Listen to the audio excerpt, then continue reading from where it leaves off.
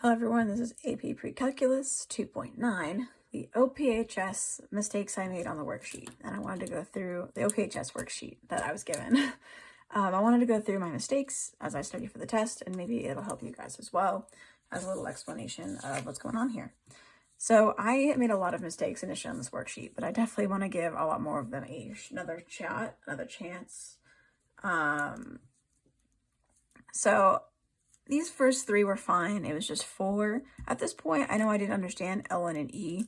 So I'm going to write out the initial equation. I won't do the whole math in pen, don't worry. But so the directions are to convert the following equations from exponential form to logarithmic form. So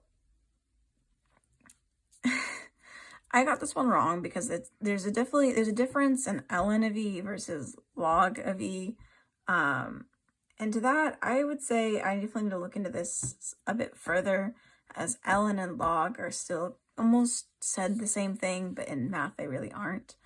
So instead of taking, so you need to bring the exponent on this side and so everything just switches sides pretty much from what I'm used to at least.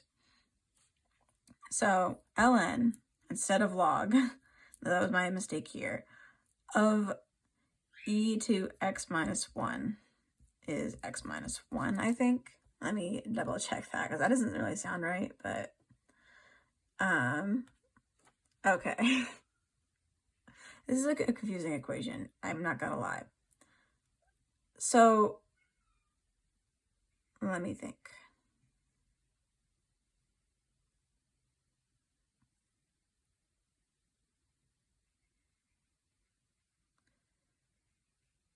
Okay, I need to work out a better explanation for this one, so I think I'm gonna definitely go to MHS for this one. Okay, so there are definitely some problems where I went through a bunch of practice and I still don't really understand how to solve them. So I'm gonna go to MHS to explanation. So I think it's good that I'm going back through and I still don't understand some of this stuff, because then I can go in tomorrow morning and go ask them for help. So I know maybe not, it's a bit of a rocky start, but I'm trying here. So, okay. The 8th one is convert the following equations from logarithmic form to exponential form. So our initial equation is ln x equals 4. So this is a log equation because ln. So we know we're changing it to e because ln is here. Ln and e are the ones that interchange. Log is with regular numbers.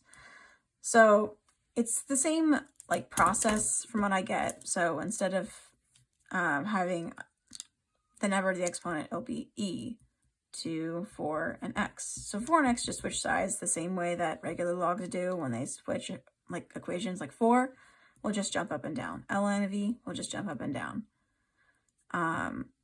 Actually, yeah, that makes a lot of sense. Wait. Okay, I'll compare these two. So log of 4 of 1 equals 0 versus ln of x equals 4. I always just imagine this number dropping down when switching to exponential form, and then these two switching. So 4 to the 0 equals 1. For this one, there isn't a base to drop down, so it's just e is dropped down, and the other two switch sides. Yeah, okay, that's nice. Actually a nice explanation for it, for that problem. My pencil's kind of dull, so I might actually do the math in pen. This is just scratch paper, so it works out. Okay, so I like 8. I understand 8 now. So I'll mark that off over here as well. Number, 9, 15, 16. And I'm going to count 20 as well, because that looks a little bit confusing. So let's start at 9.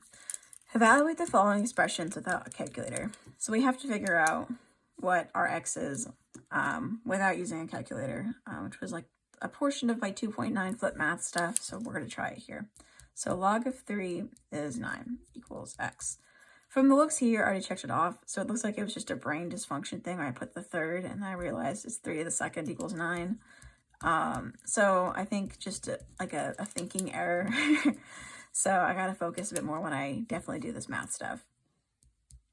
Now 15 is, both of these are ln problems. So, or I keep saying ln, it's natural log. So I'm going to call it natural log. That's what it is. I got to, like sin versus sine in geometry. Okay.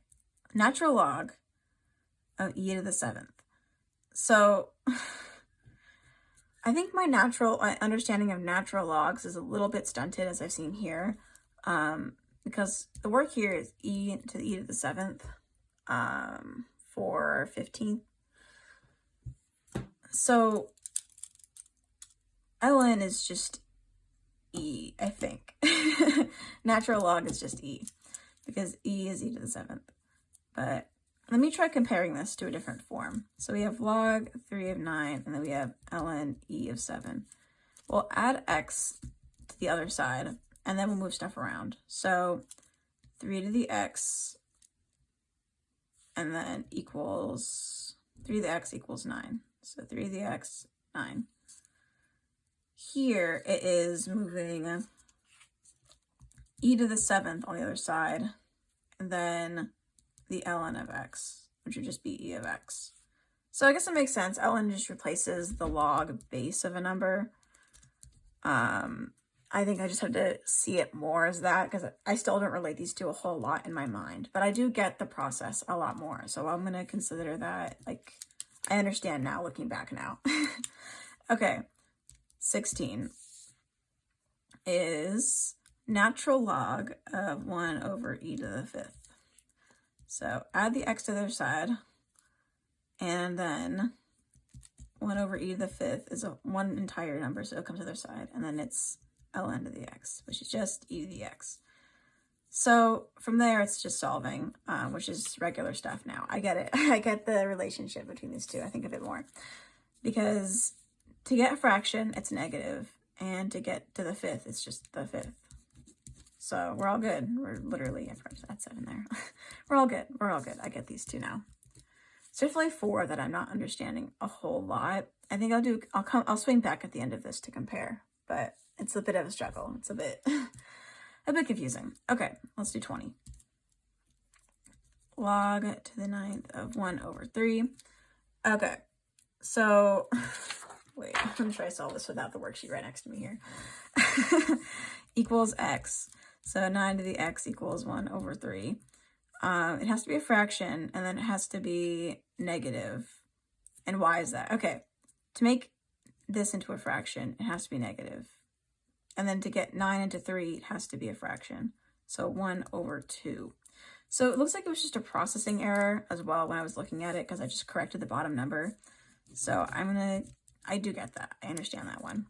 So, okay, we're gonna look at the back side of the worksheet now. Now, word problems have been a struggle for me on tests, so we're definitely gonna work through this one a whole lot more. Okay, the Standard & Poor's 500, commonly called the S&P 500, is a stock market index that tracks the stock performance of 500 of the largest companies listed on stock exchanges in the United States. Okay, from the sentence, it's a big stock thing. It's a stock market index that tracks largest companies listed on stock exchanges. So companies, stock. Okay, so it's often used as a measure of the direction of the economy. Selected values of the S&P index are included in the table above. So years, so time is our x, which we have here as t, and then the index, which is looks like our y-axis. The first 5 points in the table above are already plotted on the graph below, where the vertical axis is logarithmically scaled.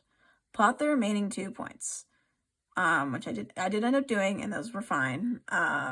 What looks like it was confusing was what I had to use as an explanation. So what does this tell you about the S&P 500 index? So we can't just take the question alone here, because I was very confused when I was looking at it. We have to look at what fact they're listing here. For example, if we took just the sentence, like I did earlier, what does this tell us? What does this tell us? Okay, so for the years 1940 to 2000, the graph of the S&P 500 index can be modeled by a linear function where the vertical axis was logarithmically scaled. Okay, let's break that down a bit more. So 21b, that 21b, that looks okay-ish. Okay, we'll go with it. So for the amount of time, we're going to assume this is the scale here, 40 to 2000. We go by 60, and this is a difference of 60. So we know it's all stuff listed on this table. The graph of the S&P 500 can be modeled by a linear function. So this can be modeled linearly, where the vertical axis was logarithmically scaled. what does it tell you between that time? So even though it can be linear when we do it, we actually get more of an exponential growth when we look at it. Like, even though it goes up and kind of around, the like general pattern, if we followed it, would actually be exponential. If it was linear, it'd be a straight line. So it'd go like this. It would hit any of the points. But with exponential, it's going like this on our little graph over here. So I understand that more a little bit. So where vertical axis was logarithmically scaled. So it can be modeled, but the model itself is actually exponential. So when the y-axis here is logarithmically scaled and it appears linear, it'll demonstrate exponential characteristics. So it's just a relationship thing between logarithmic functions and appearances. So it will appear, the numbers will appear linear, but then it's going to demonstrate exponential growth. I think that's what this was trying to get at. It was just asking for the relationship. So I get it a little bit more. I think it's a bit confusing of a question, but I'll try. Okay, 22 I actually did get. I just didn't realize that I had to label these a bit more, so I came back and I was confused. It was just plotting points on a semi-log plot. So I don't think I need to walk through this one. And yeah, those are the mistakes from the 2.9 worksheet. I think I get more of them now. I'm definitely going to bring number 4 to MHS. And then later on Monday, maybe I will return with a video talking about it. So yeah.